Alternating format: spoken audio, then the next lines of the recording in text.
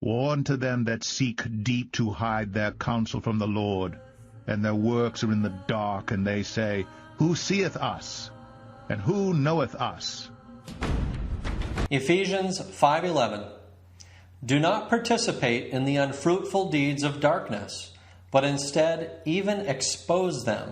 Woe to those who call evil good and good evil, who put darkness for light and light for darkness, who put bitter for sweet and sweet for bitter. Like, comment, subscribe. Shalom, shalom, dear viewers. We are about to watch another video talking about one man of God. They call him Banda.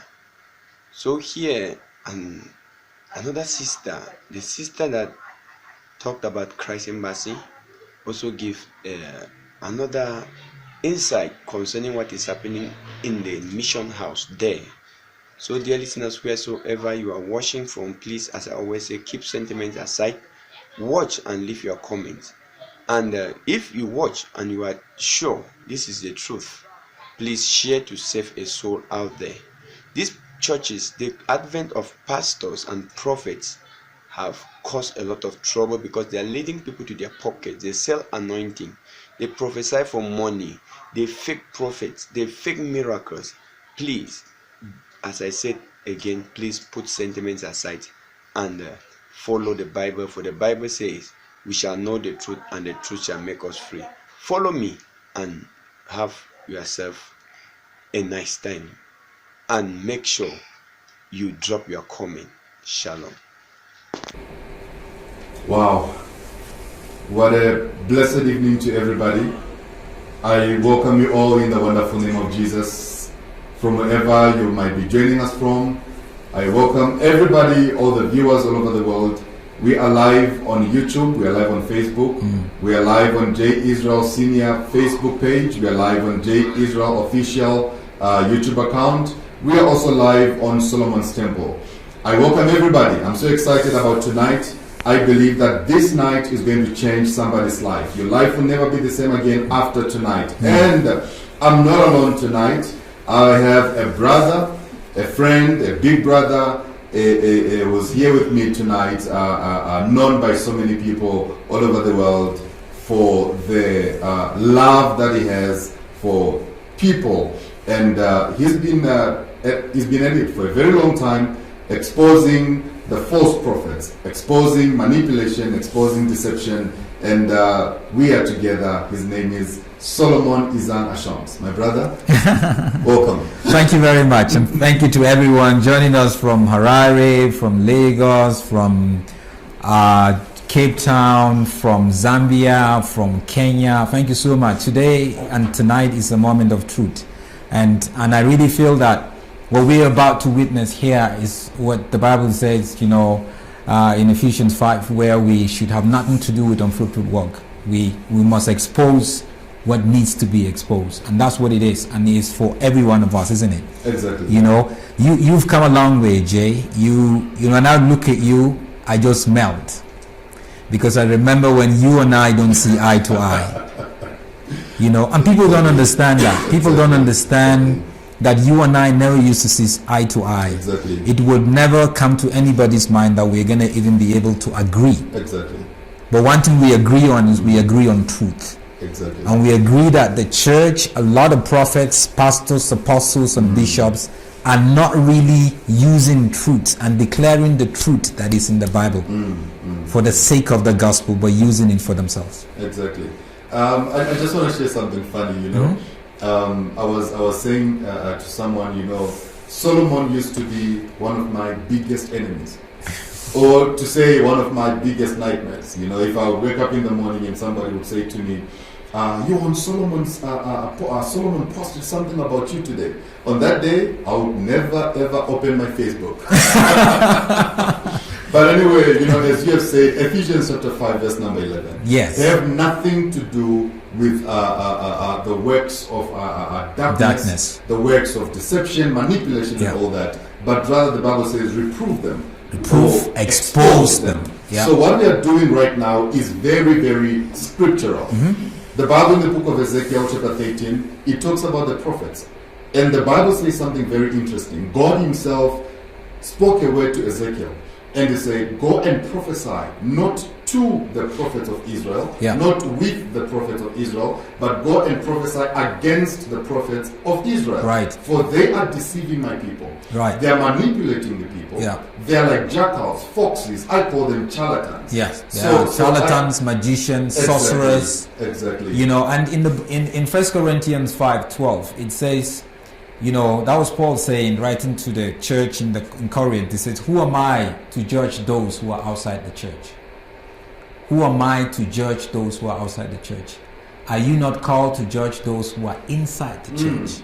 I don't have the right to judge somebody who is of a different faith. If you are Muslim, if you are Scientologist, if you are Hindu, I don't have the right, because we don't subscribe to the same Bible. Wow. You know, we have to judge each other, and judging is not right.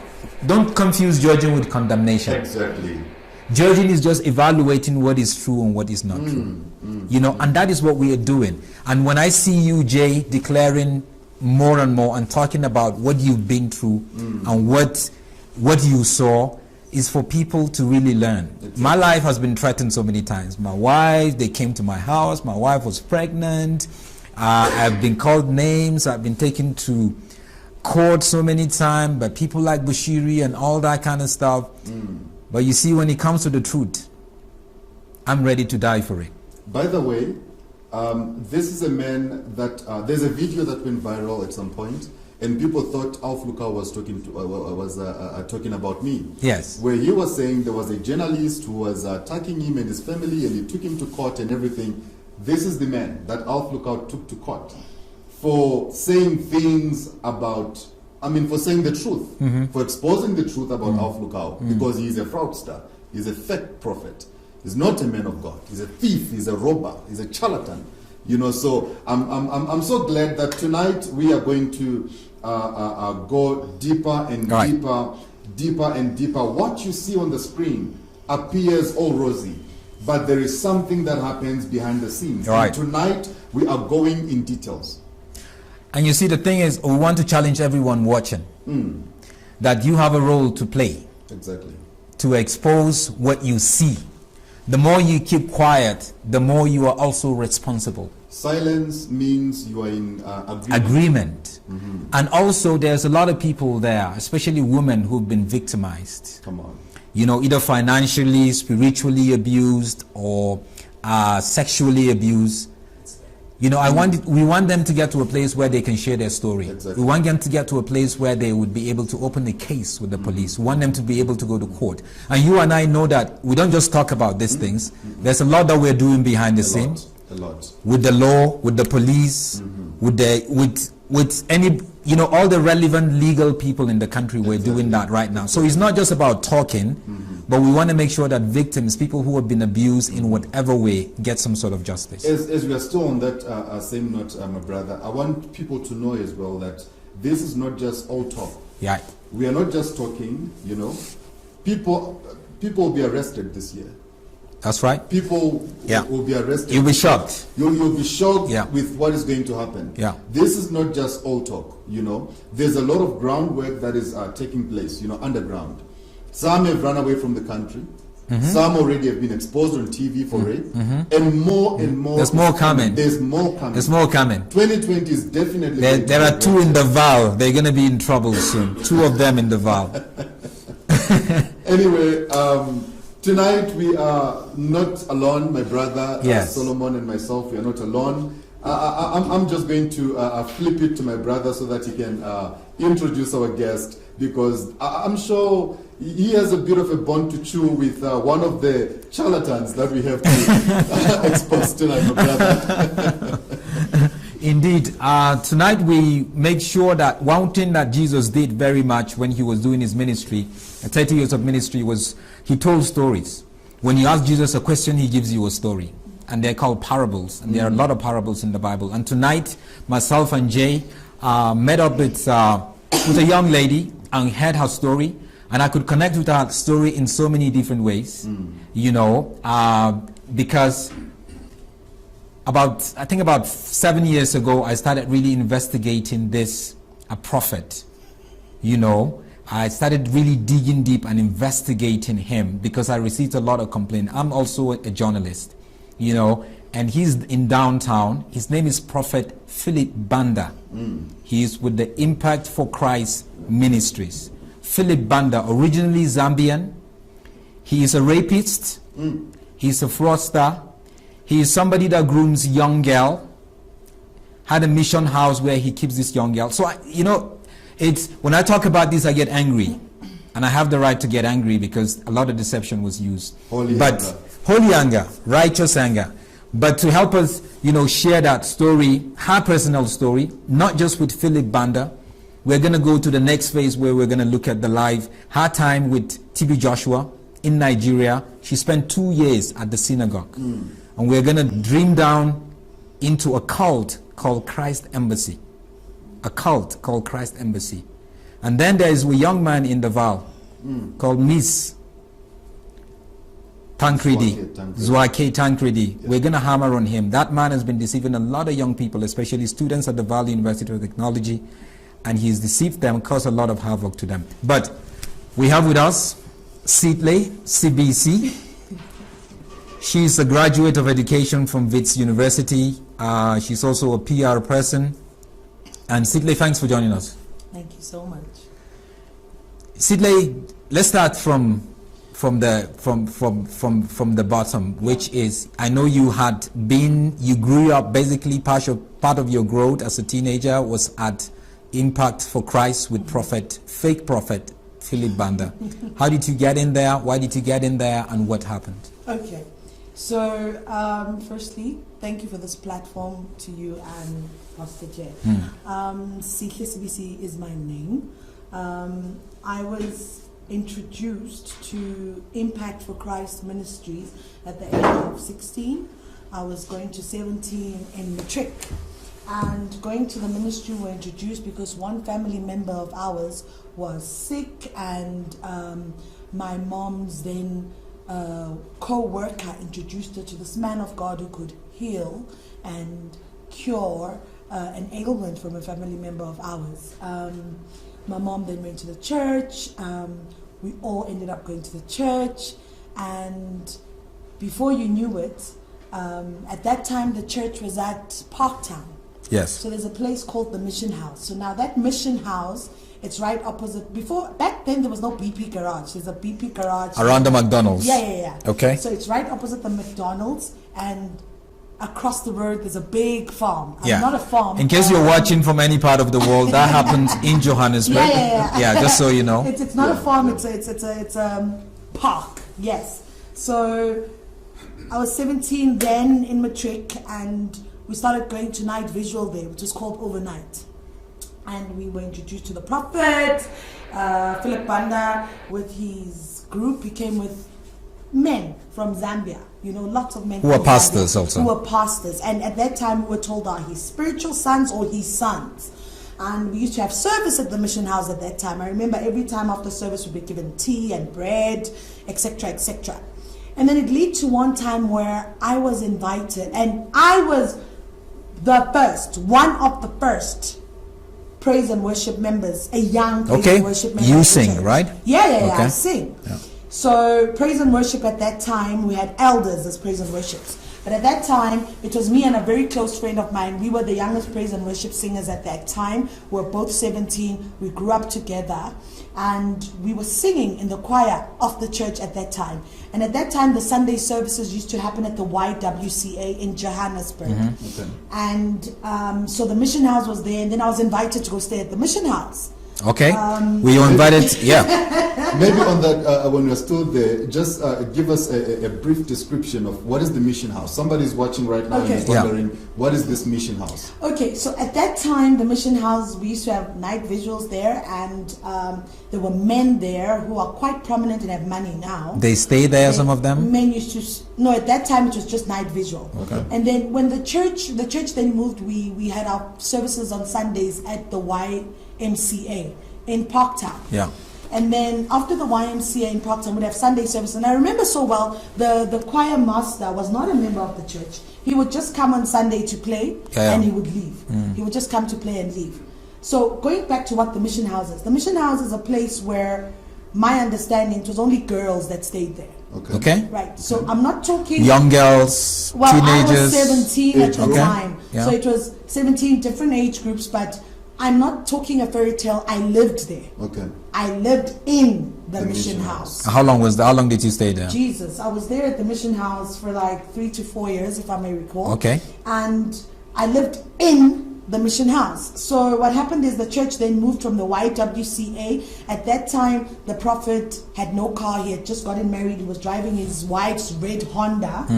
And the church then moved and rented the church. Well, now it's a car park. Okay. There was a church right opposite the Parktonian Hotel.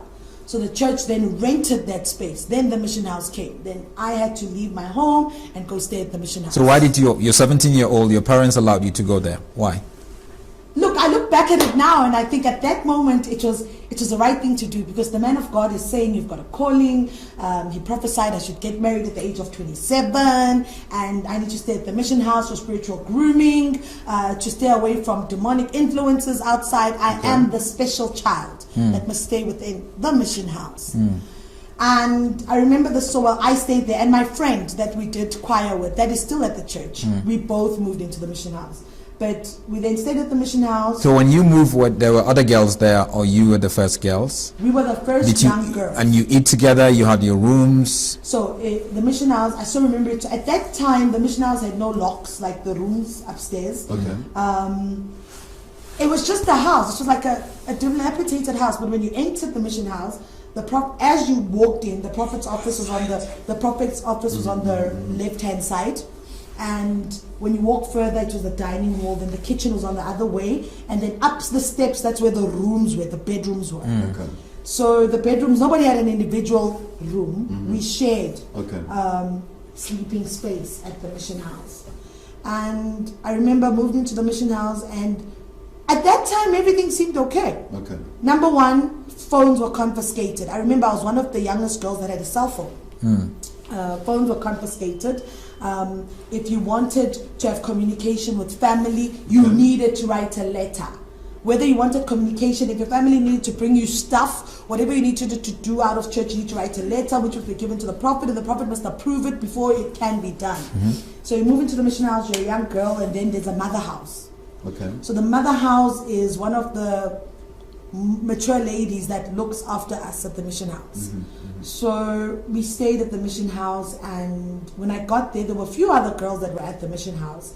And I remember... But before you get to the mission house, normally the girls, you go through a HIV test? Yeah, tell us about that. It's so funny. Just yesterday, 2020, yesterday, we had a gathering with all the people, almost all, let me not say all, almost all, 60-70% of the people that stayed with me at the mission house that were either working for Philip Banda. We all had a gathering, a 4-hour gathering where we were all sharing our stories.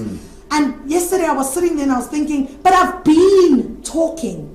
I've been telling people about my experiences at Mission House, and everyone thought I was not okay in the head. Because you know why?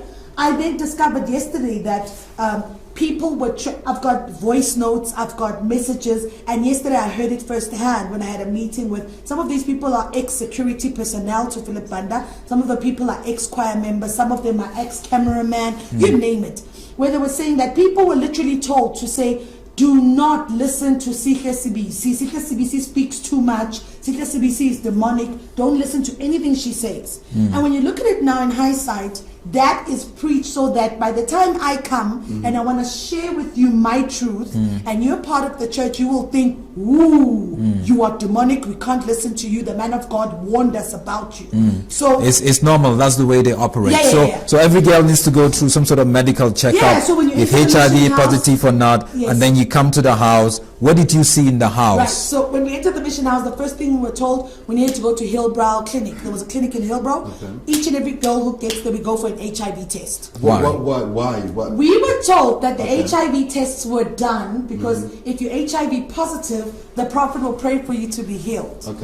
And if you're HIV negative, oh well, glory to God. Okay. So each and every girl went there. So as I was in the mission house, I saw things. And let me hold you there. I want us to I want us to now get to the details of what happened. Yeah. We want to talk about abuse. Yeah. Because it was a mission house, yes. Yeah. Good things happened and bad things happened. Yeah. Yeah. Let's leave the good, Yeah. because we want to focus on helping somebody who's still stuck in that mission house. Right. Okay. So let's go straight into details of abuse. What did you see? The doors didn't have locks. What did The you prophets would just experience? barge into the room, So naked girls. the doors at that time Exactly. had no locks. Uh-huh. So you'd sometimes be bathing and the door would just whoop open, and men of God would walk in and say what he wants to say and walk out. And we'd be shocked for days. But then it became a way of life. Things that I started seeing, there was one particular girl. Okay. We were very close at the mission house, and she stayed at the mission house, and she was very close to the prophet. So I was always told, this one talks too much, stay away from her. But on some God-given day, the girl decided to jump off the roof of the mission house. Okay, suicide. Yes, she wanted to commit suicide. Yeah. And she left a note. Suicide note. So we're staying at the mission house, and I was there at the mission house, and the suicide note, the girl committed suicide because there was a new girl that came into the mission house, and this new girl is a new girl that made uniforms for the entire praise and worship team. Those who were there will remember the girl came, she made uniforms for us, navy and orange uniforms for the praise team, and she became close to the prophet. So I think this one was jealous, and prophet was no longer giving her attention, and this one decided to jump off the roof and try to commit suicide. And unfortunately or fortunately, the letter of suicide, I saw it. Okay. Give us the details. Yeah. So the details of the letter was the girl was feeling left out. There's a new girl in the mission house. She's no longer getting the attention that she's supposed to get from the prophet. And she wants to end her life because she, in the letter, wrote that she was a virgin when she came into the church, and she gave her virginity off to Banda. Okay. So the police came. And when the police came, I remember so well at that time, one of his sons came and they demanded the letter, the suicide letter. Because I'm staying at the mission house and nothing makes sense, and handed over the suicide letter to them. And the next thing you know, I needed to go. I was taken to Operation Joseph. They called it Operation Joseph, a place for counseling within the church that is headed by his wife, because I saw something, but I was convinced the devil made me see what was not supposed to be seen. Do you understand? So it was just washed out like that. What other things do you see? Right. Did you see, rather? So people who were HIV positive. And what did you also do?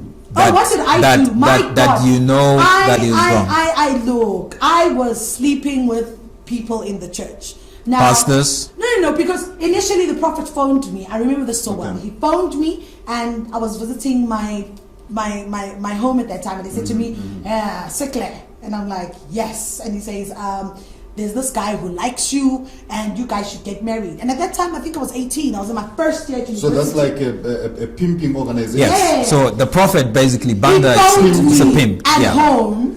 I was at home and organized you with another man. This guy likes you and he wants to marry you, and I think you guys should get married. And it was a known secret. I was dating this guy. This guy is a pastor now. He has his own church. And I was dating this guy within the church, and everybody knew. I was 18 at that time that we were dating, and you would see people fornicate within the mission house, but I saw but I didn't see. It was that kind of situation where you saw but you didn't see. But because you almost saw so much when you're at the mission house, everyone was warned to say, stay away from Sihle Sibisi. She's evil. Don't listen to her. So for me, if he was really a prophet, why didn't he prophesy that I was sleeping with some of his sons in the church?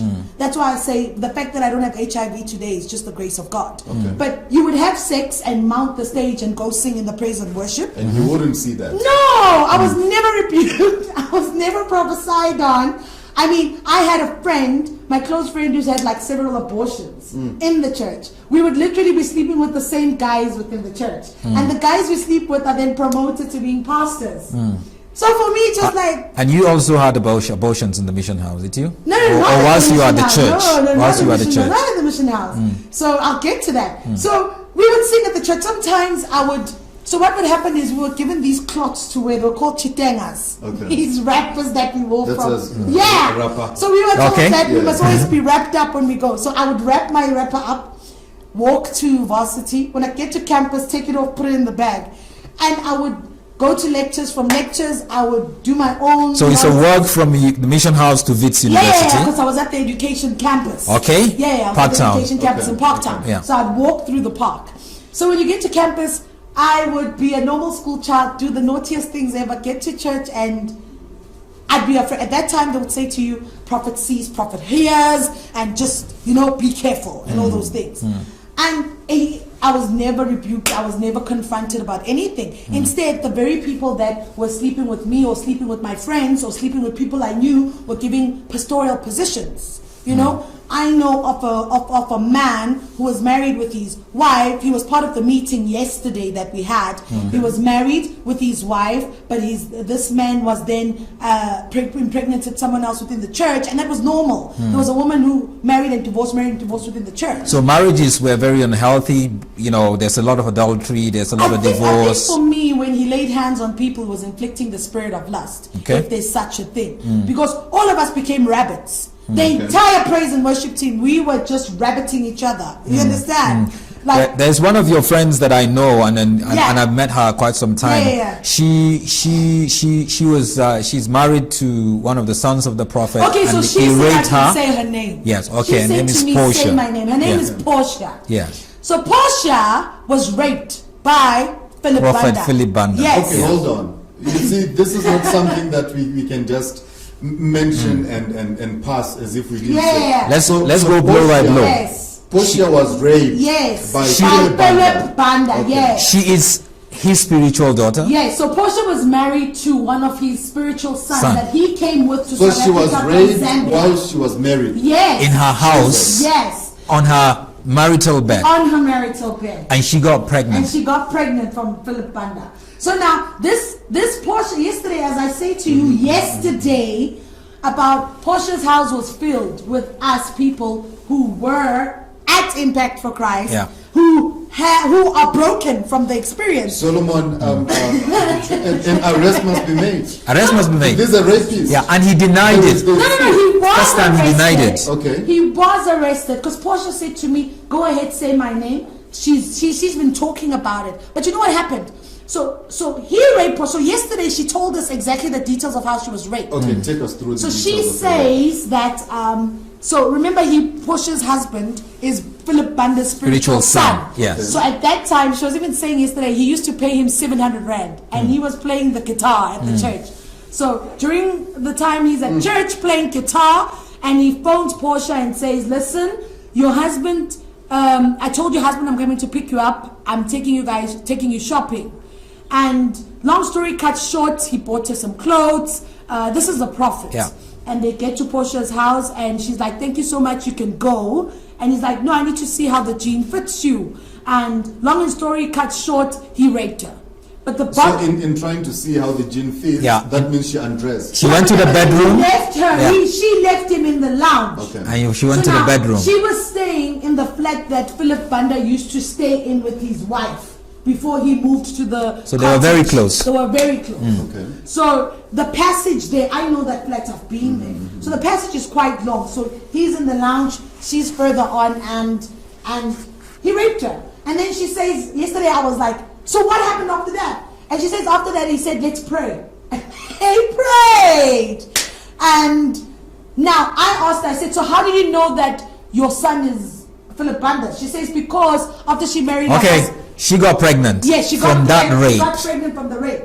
So my question. The son is 17 now. The son is 17 years old now. So my question was, how do you know the son is Philip Banda? She says, but then at that moment, the husband was even there to agree to this. That when they got married, they decided they will use, they will condomize all the way through until they're ready to start a family. But she did go to Philip's wife to tell her, to say, "This is what happened to me," and the wife's response was, "Fine by me." But the long story cut short, Philip Banda was arrested. there was a docket open for him at Hillbrow Police Station. Okay. He was arrested for rape, and I remember how the church was told, Portia's evil, she's demonic, So what happened to the docket? It vanished, because at that time there were police people who were going to Impact for Christ who managed to buy the docket, and it vanished. This calls for that docket. It can reopen that. The docket must be reopened. Yeah, it can reopen that. This calls for a proper investigation. Yeah. And listen, this is not a joke. By the way, this is not a joke. Yeah. If people think we're just doing this for views, for fun, somebody's getting arrested for this. Yeah. And Yeah. on top of that, not only was he arrested, the court then summoned him to do a DNA test. Good. That's the part. And the results came back saying 99.9% Portia's son is Philip Banda's son. That's it. So. And ever since then, Philip Banda then was arrested. He spent a weekend at Hillbrow Police Station. Okay. He started paying maintenance Yes, he at one started point? paying maintenance like 1,000 rand, 2,000 rand, small money. And then all of a sudden he stopped. So now Philip Banda has kids that are living a lavish life, that are just living the works. But the most sad thing is I've got voice notes from women who've written me emails that have kids with Philip Banda, like everywhere, all over the place, that have kids with him. I think I received a message from this woman, if I'm not mistaken. Yeah. She sent me even the picture of the son. Yes. And if you look at the picture of the son, they look alike.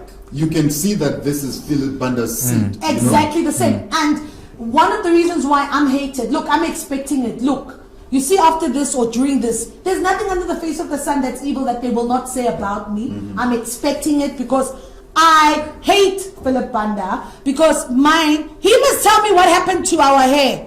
There was once a camp he took us to, and our hair was shaved off. And yesterday we were discussing that with the crew. And these people from Impact are like, Sikla, do you remember when we went to one prayer and fasting camp and they said we all the power of the demons in our hair, and they shaved all our hair off. What happened to our hair? Was it being used for funny things? Nobody knows. But my bone to pick with Philip Banda is that man, Philip Banda. I hope he's watching. I really hope he's watching, because I've always said I need a one-on-one with him, because he knows that I know the idiotic and horrific things that he does. We went to Zambia with him. When we got to Zambia, he went to the gravesite saying he's reviving the spirit of the dead so that the church can grow.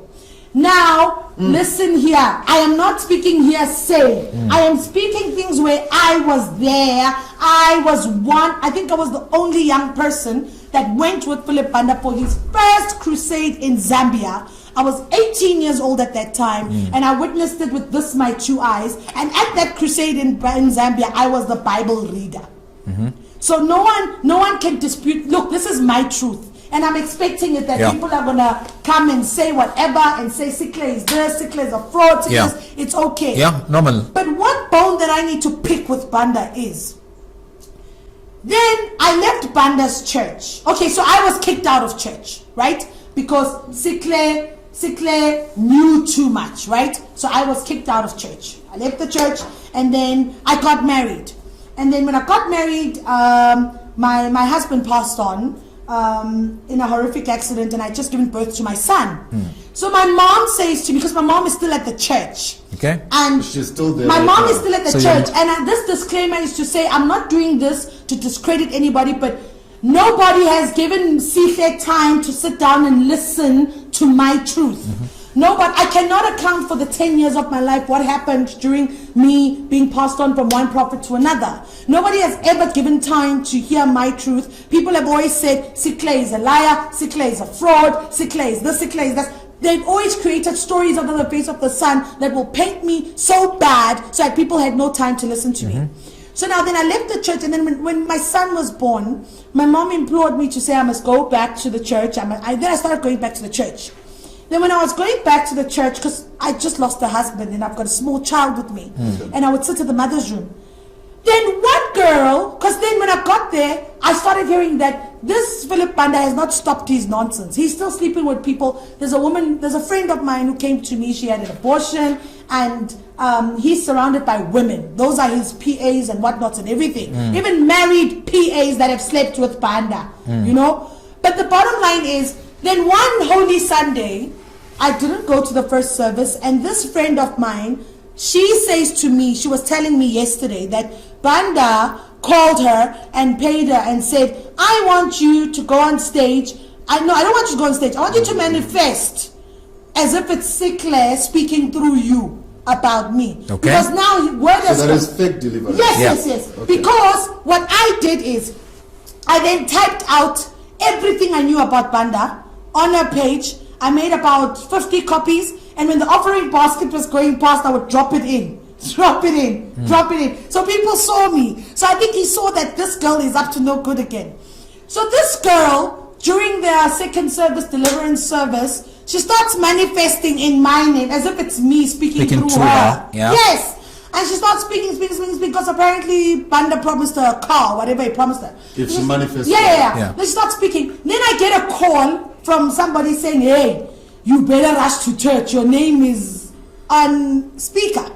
So I drove from the house, I rushed into church. As I walked in, I remember this so well. My mom was on stage. I think my sister was there and a friend of mine. And then when I came up the steps, Banda closed the church. Church was finished, closed. Okay. And then I received a call saying, hello, Sikle, if you know what's good for you, never set foot at number 8 Small Street. I said, what? Who was calling you? One of his boys. Okay. And the boy that called me was there at our meeting yesterday. And he was apologizing to me. And he says to me, don't set foot at number 8 Small Street if you know what's good for you. I'm like, what? He's like, you and everyone associated to you must never set foot at 8 Small Street. And I'm like, but it amazes me because 8 Small Street is a government road. So this friend of mine, her name is Comfort. She said I can name her. So Comfort tried going to the church. And when she walked into the church, the security man came and picked her up on the chair and put her outside. She's like, what happened? They said, you're associated to Sikle, never come to this church again. So Ngomile went to the church. He was also told, he's associated to me, he must never come to church again. So most people were chased out of the church because of association to me. So we left the church, we were chased out from the church, and my biggest pain is, there's nothing as painful as watching my biological mom having spiritual daughters, spiritual sons, embracing every other child that is there in the world, on TV, preaching the gospel, but she can't embrace me and my children because Philip Banda told her that I am demonic. I've got some crazy demon, and my mom and my sisters and my family must stay the hell away from me. Do you know that when I want to go visit my mom, I need to make an appointment? Do you know that I cannot just rock up at my own mother's house with my children, because if I need to go visit my mother, I need to phone and say, hello, my children miss you, can we come? And she'll say, oh, Sisi, I'll get back to you. I'm so busy at church. I must consult with the prophet.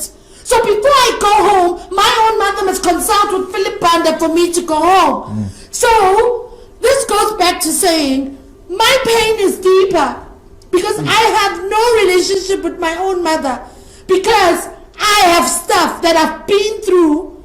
The pain I went through under the hands of Philip Banda in the church. As a result, I can't even have a healthy relationship with my own mother. If I want to go home, I have to make an appointment. If I want to see my mom, I have to make an appointment.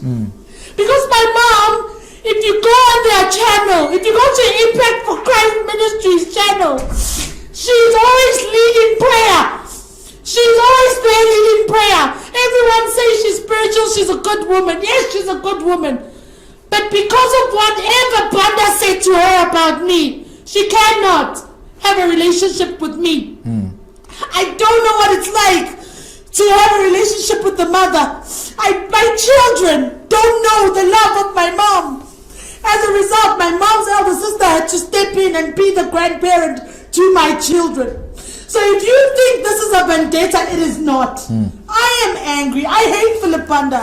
And this for me is just a wake-up call to anyone that might be going through this. Because there are people whose wives are still in the church, but the men are not in the church. They were kicked out. There are men who are still in the church, but the wives were kicked out. There are families who have been torn from Philip Banda. There are families because there are children who have left the church, but the parents are still in the church. As a result, the parents are in the church, the kids are not in the church, so there's no relationship. So, you look at me, and if you think I'm fabricating and I'm creating things, I am living it right now. If you go to Impact for Christ Ministries website, my mom's face is there. But me, I can't have a relationship with my mom because of Philip Banda. I can't, because I always say, I lived through it. I saw these things. And when I saw him sleep with girls, when I saw him do the things he does to people, instead of anyone listening to me and embracing me and my pain, everyone was told to stay away from me because I was evil. Everyone was told to walk away from me because I'm evil. I carry the spirit of death. I'm demonic. Any name under the face of the sun. Imagine the pain. I keep quiet. This is the first time I'm really opening up about this. Imagine the pain of not being able to just rock up at home and visit. I have to make an appointment. Imagine that. But you see, I see my mom on Sundays, Wednesdays, anytime live on TV, praying for people. I see my mom holding the microphone, saying, in the name of Jesus. I see my mom embracing other mothers' children. And loving other mothers' children. But Jay, while she take a break and just get herself together, you know, it's evident how churches like that operate. They divide families, they isolate people, divide families. They bring pain to people because it's not a church anymore, it's a cult, isn't it? Exactly. Because anyone that disagrees with you, you isolate them, you say lies about them, you tell people to stay away from them. It's not just with Philip Banda's church that we've seen that. We've seen that over and over again with other churches. And it's sad. My brother, I would like to say that to Sihle here, that, you know, it is so sad and it's painful. It's painful what she's going through. But I would like to say to her mother is ignorant. The Bible says, my people perish because of lack of knowledge. My people perish because of ignorance. She's not doing this because she hates you. She's not doing this because she hates you. She's brainwashed. She's also a victim. She's also a victim. She's a victim who's going to come out at some point. Yes. The same way that you came out is the same way that your mom is also going to come out. Banda cannot continue with the same lies. He's been doing this for over 20 years. And you see this case, he has raped so many girls. Some of them are underage that he slept with. He's been doing this for over 20 years. I mean, there are other financial side of things that he took money from people, made people bankrupt. They sold their houses, they sold their cars to give him money.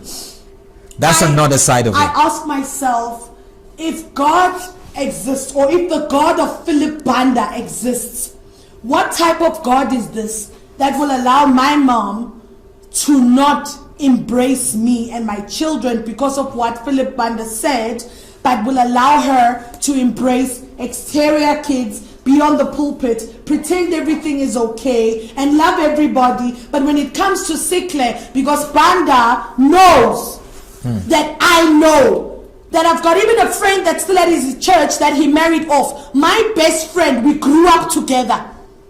I'm not going to say her name, but we grew up together, my best friend.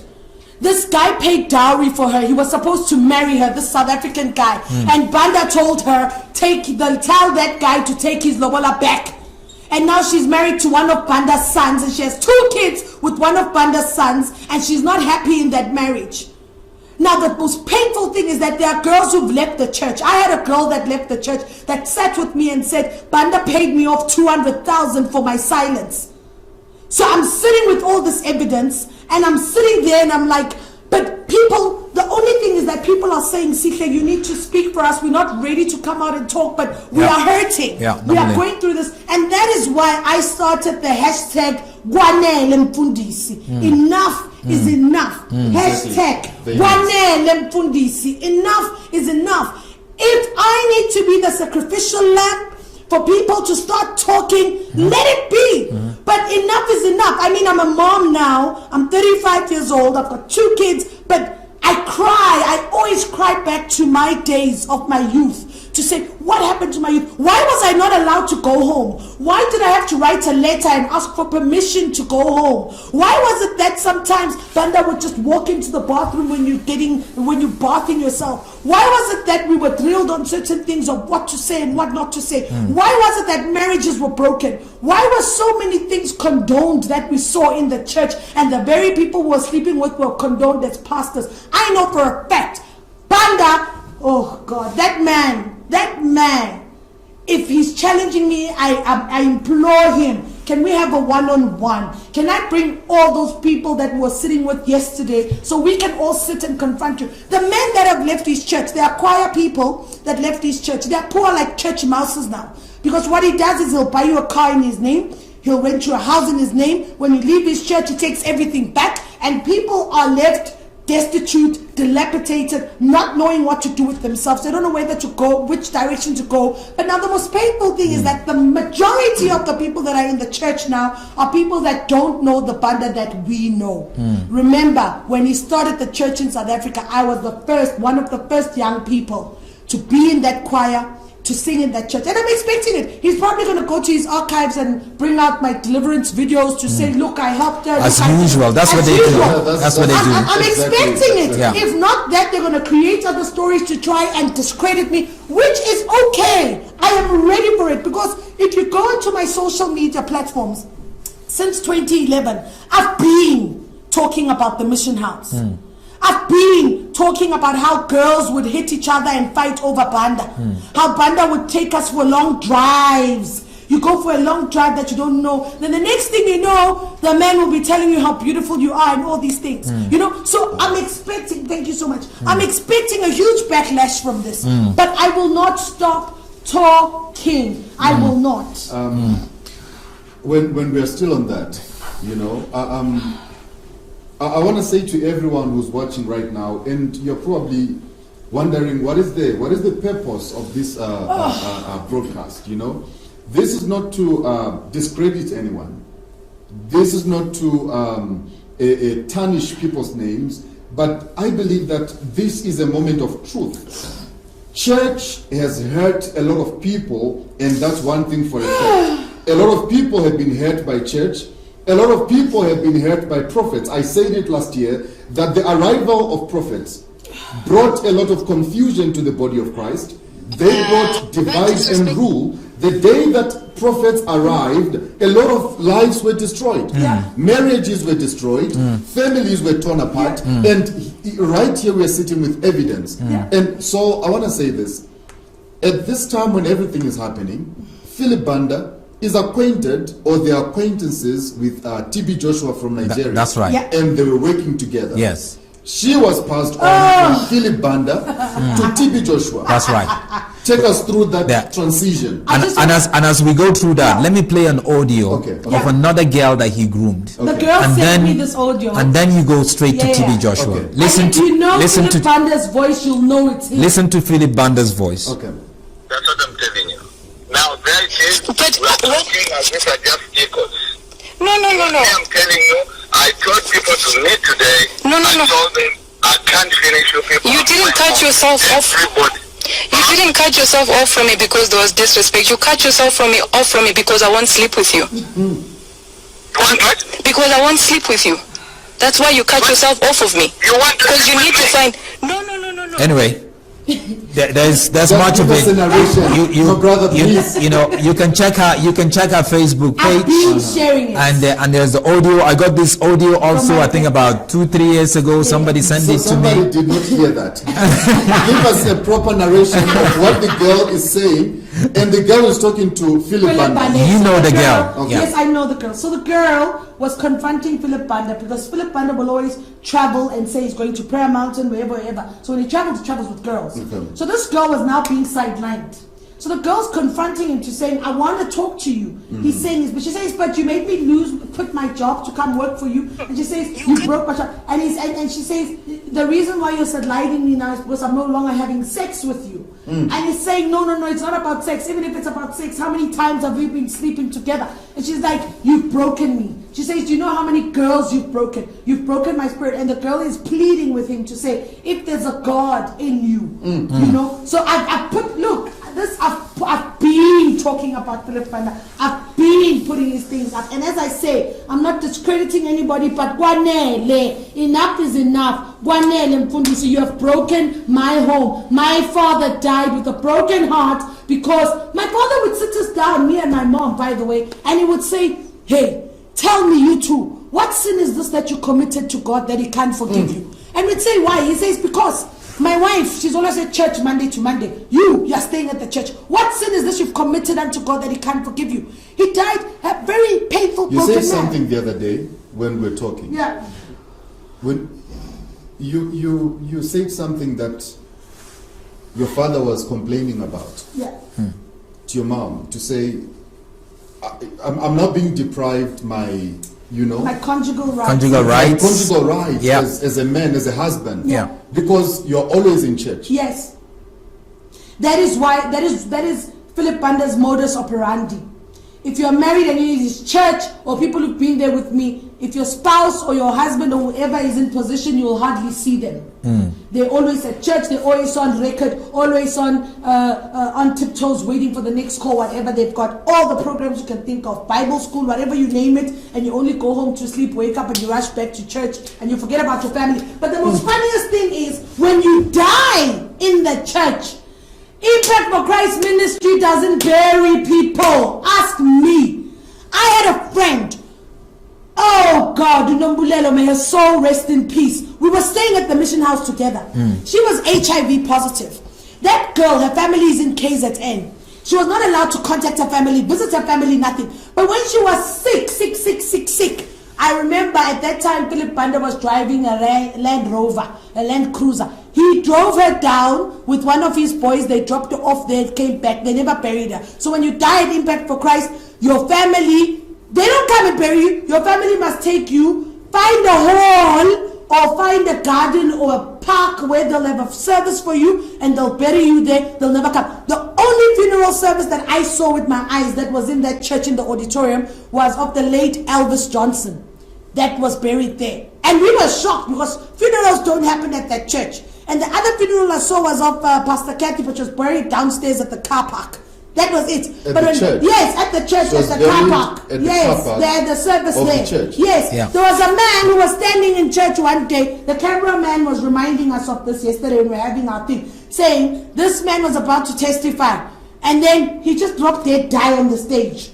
Hey! Service was closed, the man has died, and guess what? People were brainwashed to say, oh, but it's nice, we want to die in the eyes of the Lord. If you die in the hands of the Lord, you know what happens. So when people die at Impact for Christ, it's never announced, number one. You don't know about it, and people don't bury you at that church. So people die, nobody knows. I say, God forbid the day my mother dies. I want to see, as much as all her life is in that church, will she be honored? Will she have a big, will Banda? Will Philip bury her? Yes or no? And the most amazing thing, one of the security personnel, an ex-security personnel of Banda, yesterday was saying that at Banda's house, behind his house, he's got a little ndumba, like a little hut. Yeah. Apparently, so I was laughing. I heard this for the first time yesterday. They say apparently, because they're bodyguards of his.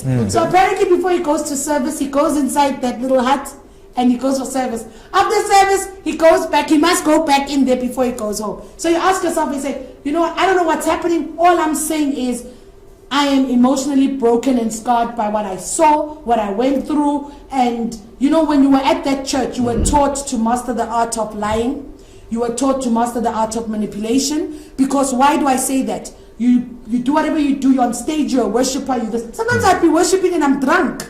But the thing is the Holy Spirit. And you're singing there and you're like, he has turned my morning into dance. And you're flipping drunk, but they never pick it up. So you are taught the art on how to manage and package yourself well. So you learn the art, the manipulation.